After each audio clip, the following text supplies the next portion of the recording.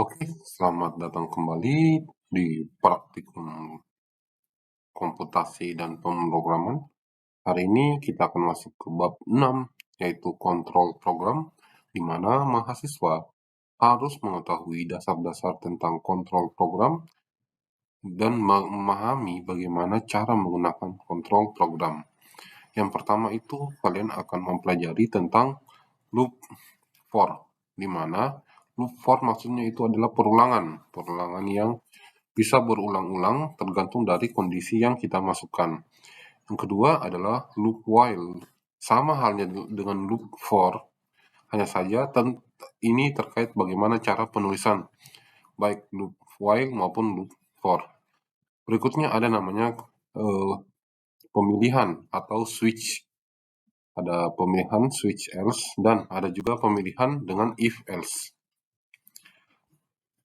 Nah, untuk instruksi kerja yang pertama, kalian akan diarahkan untuk membuat sebuah folder dengan nama foldernya itu modul 5 nama. Di sini ada modul 4 nama, artinya kita harus membuat satu folder lagi.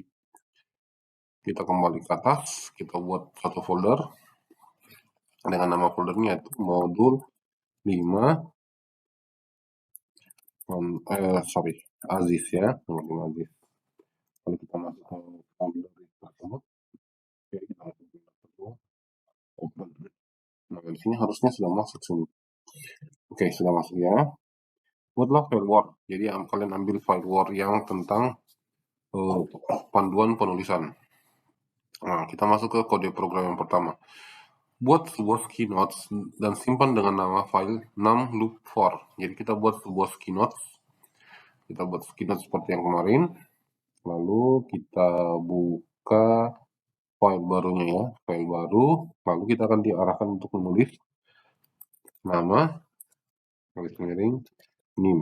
Oke, ada clc, titik koma untuk membersihkan layarnya, dan ada clear, titik koma untuk menghapus seluruh data yang ada. Lalu di situ ada for, mulai dari i sama dengan 1.2 10. Jadi ini adalah logikanya.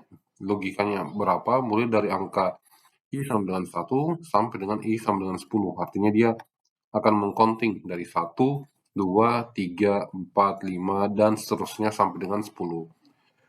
For itu diawali dengan huruf for dan diakhiri dengan huruf n. Jadi for n. Dan ketika kalian menulis sebuah program, usahakan dia rapi. Rapihnya seperti apa? Ketika dia sudah masuk ke dalam for, usahakan dia ada tabnya seperti ini. Nah, di sini kita tulis x dalam kurung i. Jadi dia akan membuat sebuah variabel, namanya variabel x, di mana i-nya ini merupakan array dalam angka yang dari angka 1 sampai dengan angka 10.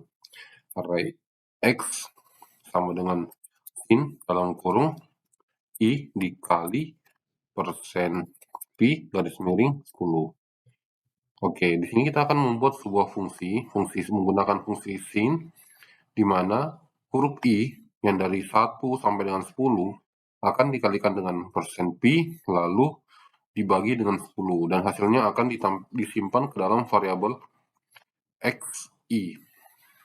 Jadi cara bacanya di sini ada di sini digunakan perulangan for, di mana for-nya mulai dari i sama dengan 1 sampai dengan i sama dengan 10, dan hasil perulangan tersebut akan dibuat dalam sin, di mana sin i dikali dengan p dibagi dengan 10. Hasil sin tersebut akan disimpan ke dalam variabel x sesuai dengan fungsi for tadi. Nah, ketika kembali ke bukunya, di mana pada keynote pilih menu execute dan save execute. Execute, save, execute. Oke. Lalu kita simpan ke folder yang tadi kita buat, modul 5 ya.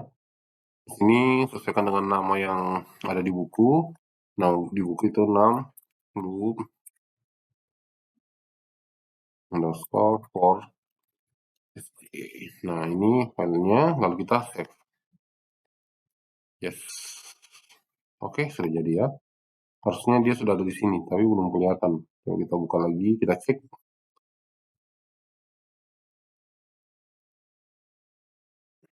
Udah kelihatan ya, di sini harusnya ada nih. Kenapa dia nggak kelihatan? Coba kita back. Saya rasa dia slow response. Modul 5, open. Harusnya di sini ada yang muncul. Tapi nggak muncul, oke nggak apa-apa. Lanjut ya, lanjut. Pada berikutnya tuh instruksinya pada konsol lalu ketik X. Lalu kita ketik X. Jangan lupa nama kita ya, nama, terus garis miring NIM. Lalu kita ketik X, maka akan muncul hasilnya seperti ini. Ini merupakan fungsi hasil sin tadi, di mana X1-nya adalah ini, X2-nya adalah ini, X3 ini, X4 ini, X5, X6, X7, X8, X9, dan X10. Jadi tadi kalau kalian ingat, tadi di Keynote-nya itu kita sampai dengan 10. Sama halnya di sini, jadi ada data sebanyak 10. Kalian bisa lihat juga di variable browsernya, di sini ada 10. Sepertinya skillabnya ini sedang bermasalah. Coba kita cek, close dulu ya. Oke, lalu kita buka lagi ya aplikasinya. Masuk ke program kedua, di mana program kedua kita akan menggunakan fungsi for yang kedua. Oke, kita cek, oh ini belum, ini dia berpindah. Kita pindahkan foldernya dulu ke dokumen modul 5 Aziz, ini ya, open. Lalu tadi kita sudah buat ini ya. Lalu kita buka. Oke, lalu kita run kembali coba. Yes, datanya sudah masuk ya. Lalu kita tekan X. Nah, oke, sudah muncul. Lanjut ke program yang kedua. Program yang kedua kita diarahkan membuat C4 lagi, tetapi dalam Skinotes juga. Oke, dalam Skinotes juga, berarti kita buat file baru di Skinotes. Nah, filenya adalah 6loop-for2. Di mana di dalamnya adalah nama kita, terus name kita, lalu clc, titik koma untuk membersihkan layar, clear, titik koma untuk hapus seluruh data yang ada. Jadi kalau kayak seperti ini, data ini akan hilang ketika ada fungsi clear. Lalu kita akan buat for, di mana i sama dengan 1.210. Oke, sama seperti tadi ya. Lalu kita akan diarahkan untuk menulis y dalam kurung i, balas kurung. Sama dengan sin dalam kurung persen pi bagi 10. Oke, mungkin hampir sama dengan tadi ya. Di sini persen pi. Ini adalah i dikali persen pi ya. Oke, berikutnya di bawahnya ada i sama dengan 9 titik koma. Nah, coba kita jalankan. Apa sih hasilnya? Di sini diarahkan untuk execute dan save execute. Oke, ini dia ya. Nama filenya adalah 6loop-for2. 6loop-for2. Nah, kita enter. Do you want to split? Yes. Oke, sudah ya. Nah, kita diarahkan untuk membuat ketik angka Y. Nah, hampir sama ya. Seperti tadi, dia akan terus mengulang. Jadi di kode program itu kalau kalian perhatikan, sebenarnya di sini itu sedang dipaksa. Dipaksa apa? Untuk merubah I-nya. I-nya dirubah dan berhenti ke angka 9. Tetapi ternyata pada saat dia jalan, dia tidak peduli apapun yang kita masukkan di sini, dia tidak akan menghentikan fungsi for ini, dia akan jalan terus. Padahal secara logika, ketika I sama dengan 1, I yang pertama sekali, dan dia akan mengerjakan ini. Setelah dikerjakan ini, dia akan mengubah yang tadinya 1 berubah jadi 9. Nah, seiring perjalanan ini ternyata nggak ngaruh sama dia. Dia akan terus counting mulai dari angka 1 sampai dengan 10. Makanya data yang kita dapatkan itu ada 10 data. Y sama dengan 10 kali X. Oke. Ini ada tertulis visibilitas lokal sama lokal ya. Oke, lanjut ke fungsi program for yang ketiga. Pada fungsi for yang ketiga ini, kalian diarahkan untuk membuat fungsi for yang bertingkat. Modelnya bertingkat. Oke, kita coba membuat lagi file baru dengan nama 6loop-for3. Masukkan nama kalian lagi. masukkan NIM kalian, lalu masukkan titik koma, lalu clear titik koma. Lalu kita akan buat for di mana I sama dengan 1.2, 10. Oke, I yang pertama adalah 1.2, 10. Lalu ternyata di dalamnya ada for lagi.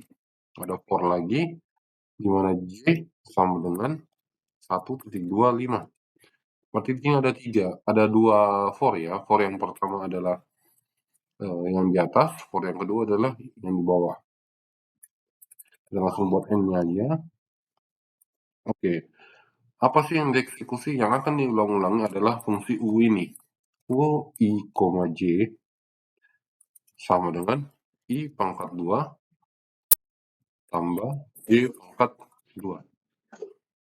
Jadi nanti kalian akan lihat sendiri gimana hasilnya. Dia akan membuat sebuah matriks dengan I maksimal 10 dan J maksimal 5. Dan di mana cara membaca fungsinya ini, di sini terdapat 2 fungsi for yang saling berulang, di mana for yang pertama adalah I sama dengan 1 sampai dengan 10. For yang kedua adalah J sama dengan 1 sampai dengan 5. Untuk yang paling pertama dieksekusi adalah fungsi for yang paling atas, tetapi ini berlaku hanya untuk bilangan yang pertama. Saat masuk ke bilangan yang pertama, secara otomatis dia akan mengulang-ulangi bilangan yang I yang pertama tersebut sebanyak 5 kali. Setelah itu, dia akan keluar dari fungsi for dan masuk kembali ke I yang kedua. Begitu seterusnya. Nah, kita jalankan ya. Oh, di sini akan untuk save, jadi kita save 6 for 3 ya.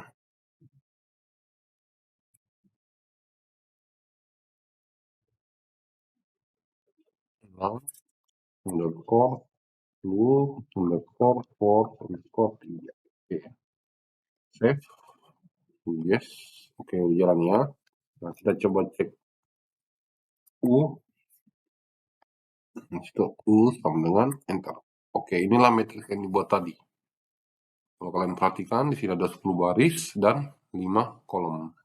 Jadi for yang pertama digunakan untuk membuat baris, dan for yang kedua digunakan untuk membuat kolom.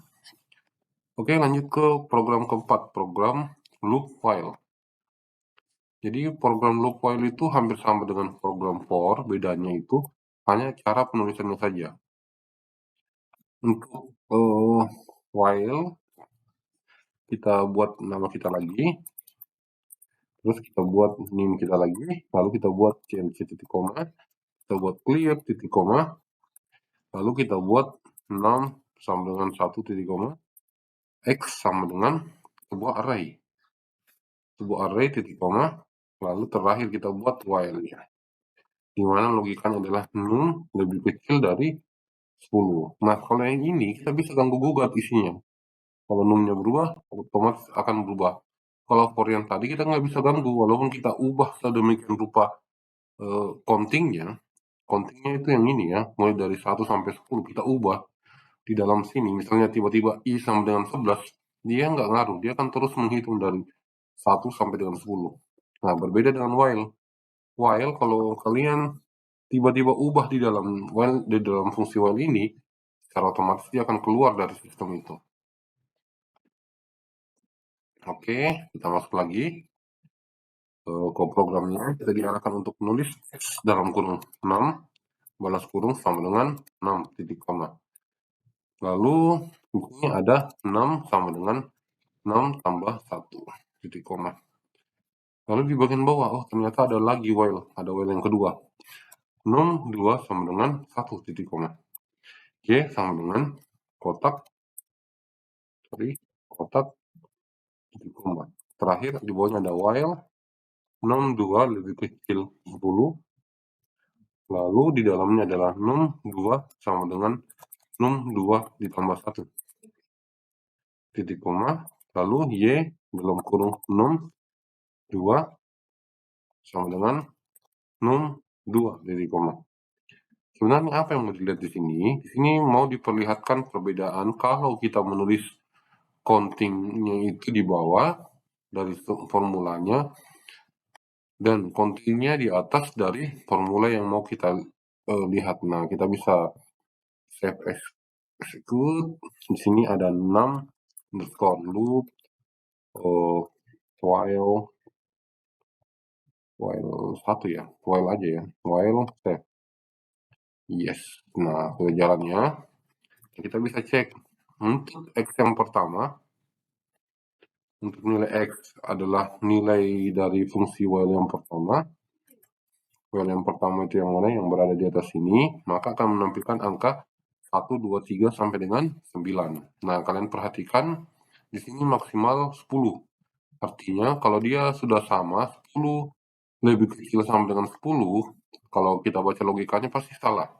Nah, ketika salah dia akan keluar dari fungsi while ini. Oke, coba kita lihat fungsi Y. Nah, di fungsi Y sendiri, dia mulai dari angka 0, 2, 3, 4, dan seterusnya. 0, 2, 3, 4, dan seterusnya, dan angka 10 pun muncul. Jadi, angka 10 ini diambil dari, jadi kalau kalian perhatikan, saat dijalankan yang pertama,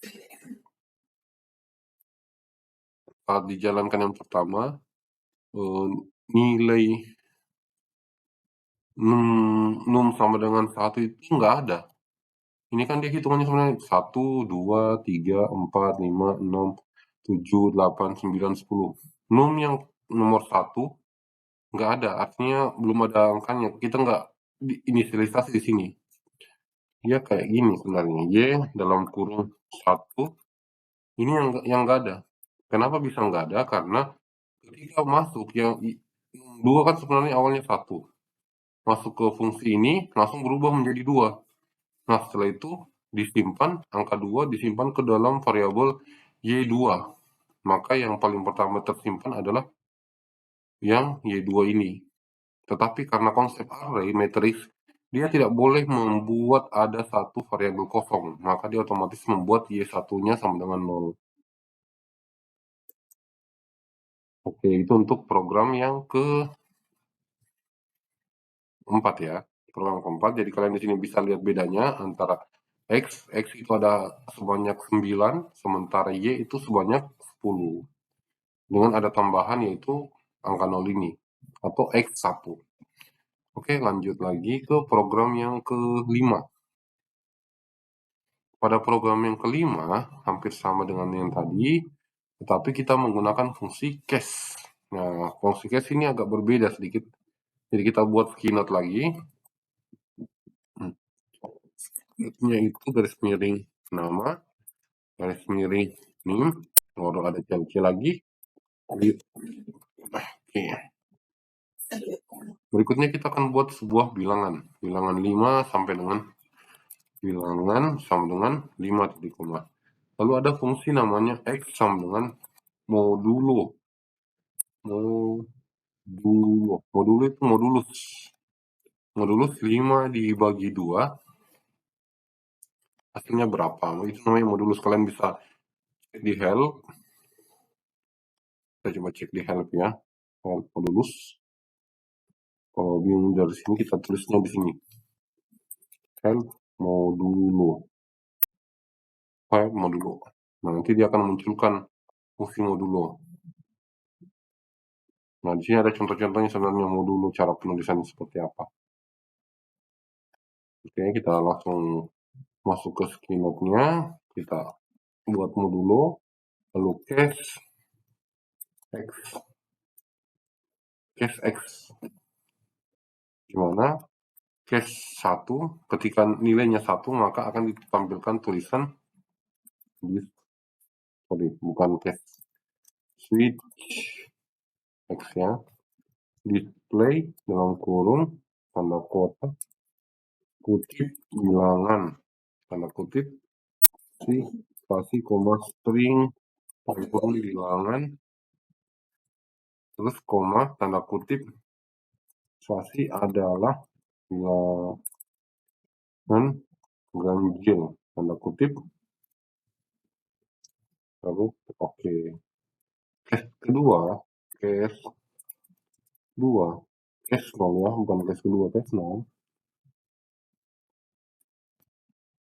modul itu. Jadi kalau misalnya 5 dibagi 2 sisanya 1. Kalau 1 maka dia akan tampilkan tulisan ini. Jika misalnya kita masukkan 4 ya, bilangannya jadi 4. 4,2 artinya sisanya itu adalah 0. Kalau sisanya 0 maka dia akan tampilkan tulisan yang ini. Bilangan adalah bilangan 6. Oke. Otherwise itu kondisi selain dari 0 sama 1. Maka dia akan tampilkan tulisan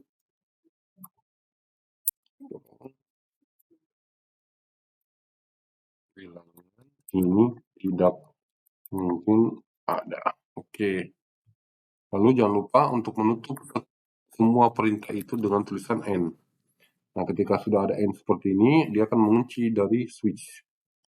Tolong dirapikan, karena penulisan program itu bagusnya dia rapi. Maksudnya rapi, kelihatan. Switch, oke, switch. Ini case harusnya dia masuk tab sekali. Ini pun masuk tab sekali. Ini juga masuk. Ini juga masuk seluruhan. Otherwise juga masuk. Display-nya pun masuk. Jadi kita bisa tahu, kalau case 1 yang tereksekusi, maka yang di bawahnya ini yang ditampilkan. Jika case-nya 0, maka yang di ini ditampilkan. Oke, kita jalankan. Kita jalankan ya.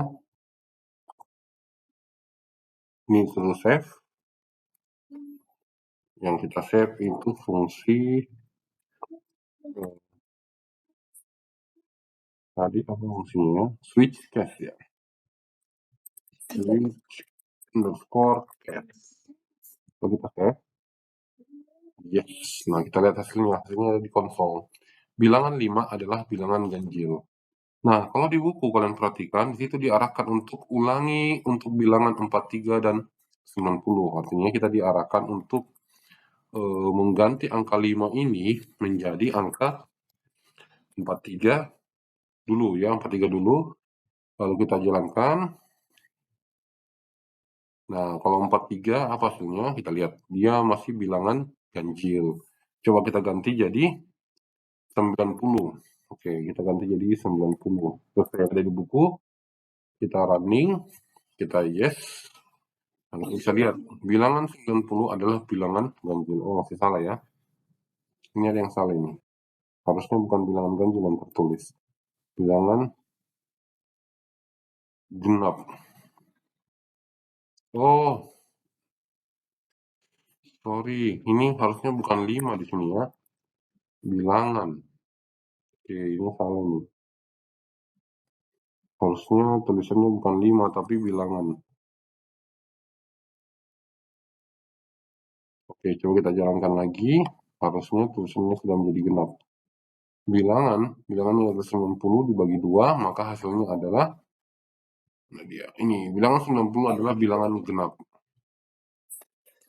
Kalau tulisan yang di bawah, otherwise itu tidak mungkin ada, artinya tidak mungkin bisa diketahui. Jadi kalau kita ganti bilangan ini jadi huruf A, misalnya huruf A,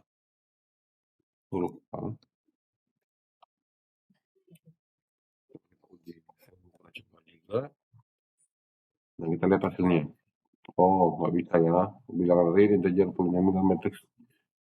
Oke, nggak bisa. Oke, lanjut. Ini tadi, jadi ada 3 angka yang harus kalian masukkan. Pertama angka 5, 90, lalu 5 dulu ya, 90, lalu angka 43. Lanjut ke program ke-6. Di program 6 ada permasalahan. Dicari sebuah nilai persamaan X pangkat 2 sampai dengan kurang X kurang 1 sama dengan 0. Diketahui suatu persamaan iterasi untuk mencari nilai X sebagai berikut. Fx sama dengan 1 dibagi tambah dalam kurung 1 dibagi XP. XR untuk R sama dengan 0,123. Nah, kalian tinggal ikuti perintah ini. Di situ ada fungsi while. Dan kalian bisa lihat apa sih ketika dijalankan. Ketika kalian ketik R sama X1. Nah, ada juga program yang ke-7. Contoh kedua. Nah, itu kalian diarahkan untuk ketik juga. Lalu lihat hasilnya. Oke, mungkin Cukup, sekian pertemuan kita hari ini, sampai ketemu lagi untuk pertemuan berikutnya. Terima kasih.